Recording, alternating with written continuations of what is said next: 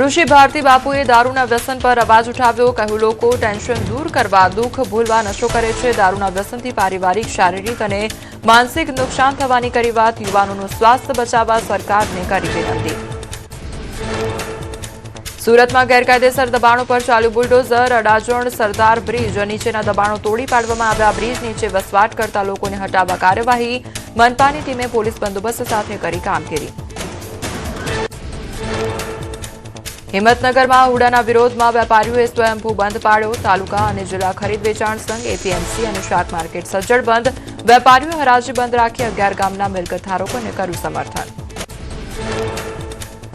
Anand general હોસ્પિટલમાં પરિવારે કર્યો હોબાળો. મૃત મહિલાનું પોસ્ટમોર્ટમ કરતા પરિવાર વિફર્યો. પરિવારે હોસ્પિટલના પોસ્ટમોર્ટમ વિભાગમાં તોડફોડનો કર્યો પ્રયાસ. ચાલુ પોસ્ટમોર્ટમમાં પરિવારે ધમાલ કરતા પોલીસ બોલાવવાની પડી ફરજ.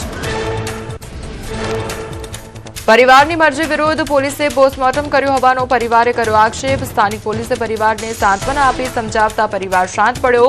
20 વર્ષીય પરિણીત યુવતીનો મૃતદેહ મળતા પોલીસે હાથ ધરી હતી પ્રક્રિયા. અમદાવાદમાં 16 જેટલા બ્રિજ પર ભારે લોડિંગ વાહનો પસાર ના થાય તે માટે નવતર પ્રયોગ. બ્રિજ પર હાઇટ બેરિયર લગાવીને લોડિંગ વાહનો પર લગાવાશે રોક. એએમસીએ 3 કરોડનું ટેન્ડર બહાર પાડ્યું.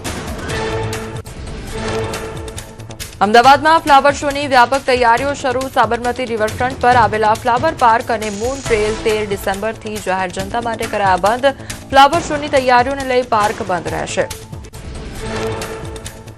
અમદાવાદની ખારીકટ કેનાલનું કામ પૂર્ણતાને આરે. 15 જાન્યુઆરી સુધીમાં પૂર્ણ થઈ જશે 4 તબક્કાનું કામ. નરોડાથી વિંજોલ ડમ્પરની અવરજવર પર લાગશે રોક. નાગરિકોની રજૂઆત પર કમિટીમાં થઈ ચર્ચા.